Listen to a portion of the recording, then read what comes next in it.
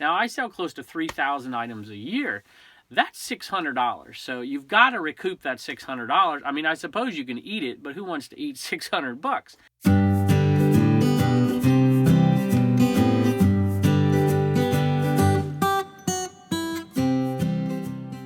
Hello everybody, I just thought I would take this opportunity to answer a few questions that I got on the Commonwealth Picker channel. I thought I'd put it over here on this channel and direct people to it about the post office prices going up. And I want to talk about that for a minute and what I typically do. It's not the first time prices have gone up. And so what do we do about it? Obviously, there's not that much you can do about the post office raising their prices other than look for new options. And I'll talk about that briefly. But the basics of it, I'm going to put on the end of this video and just show you how much they're going up for each classification of mail. First class, priority mail, flat rate, and what they're going up, and try to figure out what the average cost per item is going to be, and then we can calculate that out over how many items we sell a year, and we'll get an idea of about how much it's costing us so that we'll have a good understanding of what to do about it to recoup that cost. And I've got a couple strategies that I typically use and I want to share with you. And it's by no means a blanket statement as to what everybody should do. Everybody's situation's a little bit different. And I'll tell you my situation and you can kind of get an idea of what I typically do. So basically the cost of first class items is going to go up between 3 cents and 17 cents. And that's across all of the scales. So that's 4 ounces, 8 ounces, 12 ounces, 16 ounces. The littlest it's going to go up is 3 cents. And I think that's the 8 ounce classification. You can check the end of the video and I'm talking about it on there. And then the most it will go up is the 16 ounce classification, and that'll be for the farthest away region. So between 3 cents and 17 cents. Doesn't seem like much and isn't a ton, but if you calculate that out over how many items you sell, it can add up to be a lot of money. Now the priority mail, this is not flat rate, but regular priority mail is 7 cents to I think $4.31 of an increase, but that's a little bit of a misnomer. If you look at the farthest away, I think region 9, and the highest weight limit that they show on there I think is 5 pounds. And for that one, it's going to go up $4.31. But you come down one zone and it goes down to 61 cents. So if you throw out that high number, that high number will probably be dealt with in a way that you're not going to ship USPS.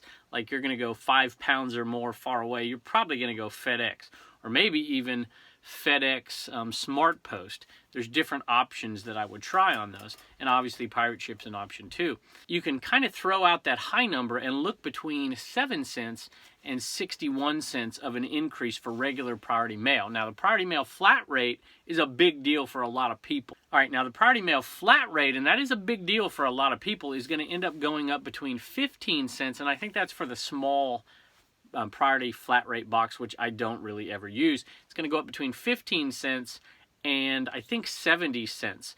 But predominantly, you're going to see a 20-cent increase in all of the priority mail flat rate that you typically use if you're a typical eBayer.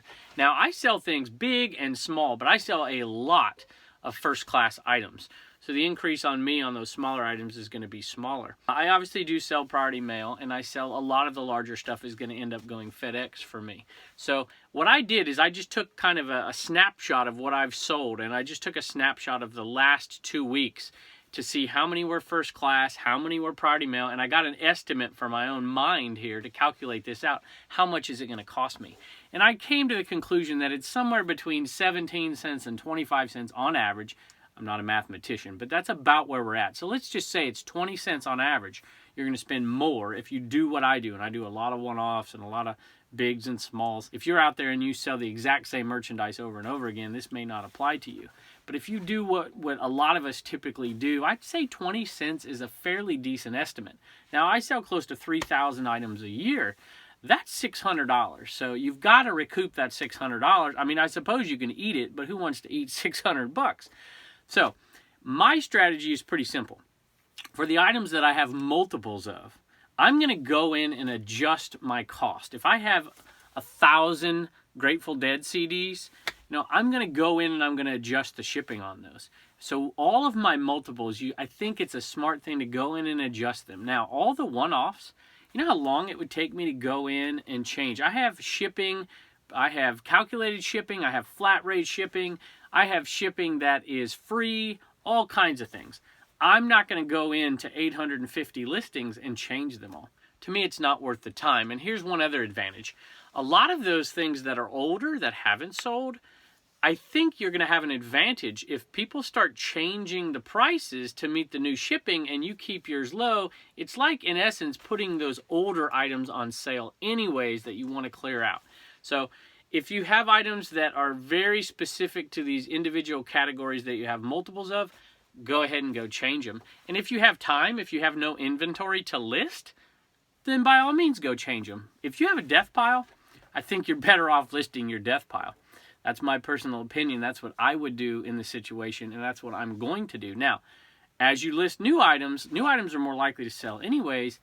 As you list new items, make your adjustments. And I advocate for free shipping from time to time, but here is an example of when doing calculated shipping is a very good practice, as rates will change again. They always do, unfortunately, and they never go down.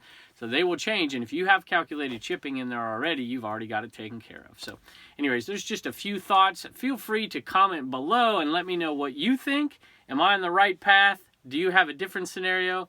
What do you advocate for? I'm eager to hear from you. Maybe I can learn a little bit too. So hang around and you can see the actual rate scale that the USPS has put out and how much they're going up. So thanks so much, and we appreciate you. All right, so here's just a look at the rates. So priority mail is going up anywhere. The lowest amount, a 1 pound item in zone 1 or 2, 7 cents. 2 pound items, 22 cents and on up. And the highest you'll see it go up looks like $4.33 to send a 5 pound item to zone 9.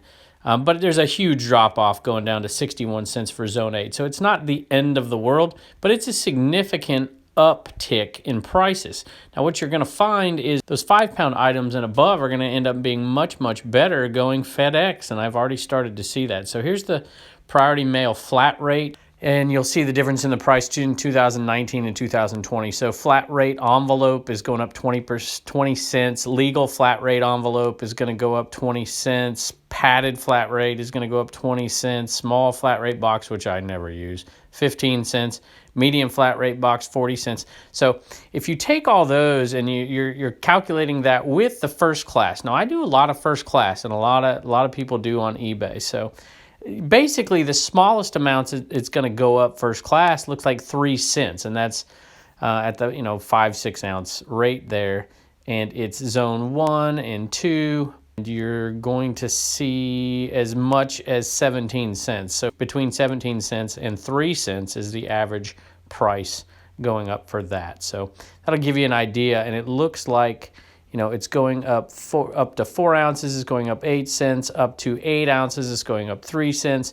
So it's kind of irrelevant at 9 ounces, 10 ounces, 11 ounces. It still looks like it's the 4 ounce, 8 ounce, 12 ounce, 16 ounce rates, and you can still kind of look at that. So as much as 17 cents more and as little as 3 cents more. And if you take that with the items that I sell, you're going to see an average price anywhere, going up on average, probably around 20 to 25 cents per item is my guess. Maybe a little bit more at times.